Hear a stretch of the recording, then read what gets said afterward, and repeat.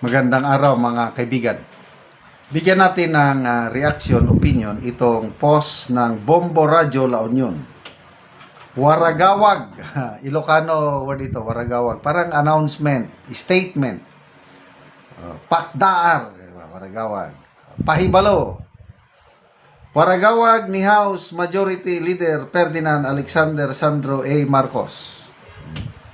In view of the impeachment complaints, bakit may S? Di ba isa lang yung tinanggap? Rineject yung dalawa eh. Complaints filed against President Ferdinand Marcos Jr., who is my father. I have decided to formally recuse. Ano bang yan? R-A-C-U-S. Recuse myself from all discussions, deliberations, and proceedings of the House Committee on Rules insofar as these complaints are concerned. Wow! Parang nang-inhibit. Para patas! Hindi ako makikialam. Wow naman, naniniwala ba kayong patas sila dyan ang labanan? I don't know. This decision is guided not by legal compulsion, but by a higher obligation to preserve the integrity of the House of Representatives. Wow! Tanong, meron pa bang naiwang integrity ng House of Representatives? I don't know. Tanong lang. To protect the credibility of the processes. Yon. May credibility po ba? Yung ginawa nila na hindi nila tinanggap yung dalawa? Joke. And to uphold the public's trust in our constitutional system. Kumusta? Marami pa bang nagtitiwala sa kamera? While I am fully aware that the rules of the House do not require my inhibition, and while I remain confident in the independence and professionalism of my colleagues, I recognize that leadership sometimes calls for restraint rather than participation. In moments that test institutions, perception matters as much as procedure. Yan! Tama yan, perception matters. Anong perception ng taong bayan sa ginawa nila na hindi nila tinanggap yung second and third impeachment? Perception matters. Maganda ba yun para sa imahe ng House? To me, hindi. Lalong nawawalan ako ng tiwala sa House sa ginawa na hindi tinanggap yung second and third impeachment. The House must be allowed to discharge its constitutional duties without a shadow of personal interest, real or imagined. Hindi ba constitutional duty ng House yung tanggapin whatever complaints na idulog sa Office of the Secretary General? Hindi rason, insulto sa taong bayan, yung sabi ninyo na hindi pwedeng tanggapin dahil nasa Taiwan yung Secretary General. Kalokohan yun. Kalokohan. We were not born yesterday.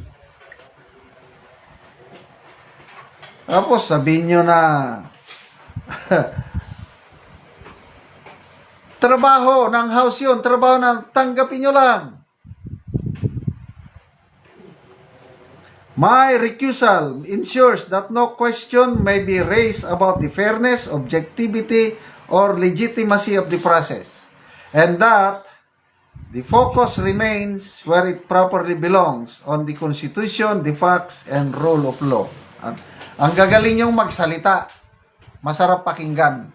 Kailang ang nangyayari on the ground, yung hindi nyo tinanggap, yung dalawang pangalawa at pangatlo is nakakaumay, nakakadismaya.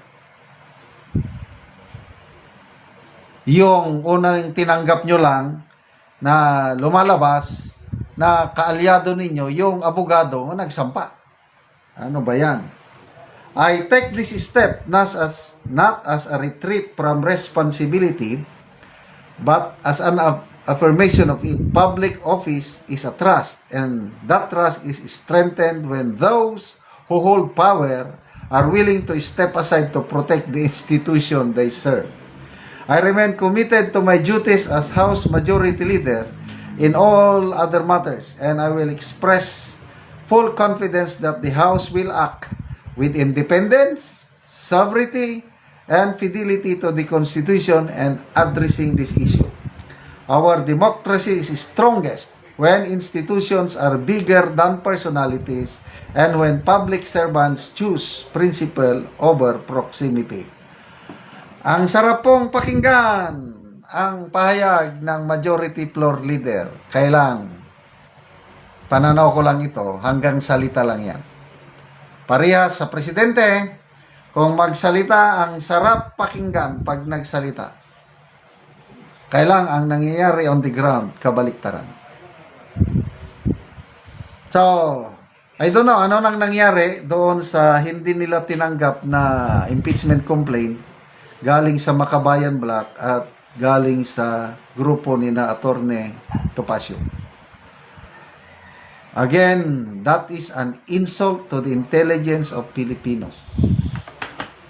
Kapansin-pansin na yung unang impeachment complaint na tinanggap, mahina, para automatic madismiss, at yung pangalawa, pangatlo, ma-technical na yon, mapapasok na yon sa 1-year bar rule para safety ang presidente sa taong ito. Yan ang nakikita ng taong bayan, and wala na. Nakakatawa, nakakaano. So, there's no use kahit mag-inhibit si Congressman Sandro Marcos dahil loto na, lotong Macau. Tapos na ang labanan. Hindi na yan uusad ang impeachment complaint laban kay Pangulong Marcos Jr. Hanggang House na lang yan. Ang hintayin na lang natin, yung impeachment complaint laban kay VP Sara na isasampa nila next month. Yun ang tunay na ano. So, good luck. Congratulations pala sa presidente dahil sa nakikita ko, maibabasura ang unang impeachment complaint laban sa kanya. Salamat mga kaibigan sa inyong pagsubaybay sa ating channel. Nakakatulong kayo ng malaki sa tribong Talanding ng Bukidnon dahil ang income natin sa channel na ito is pantulong po sa tribo. Namimigay tayo ng libreng yero at pako para makapagpatayo sila ng mas maayos na tirahan.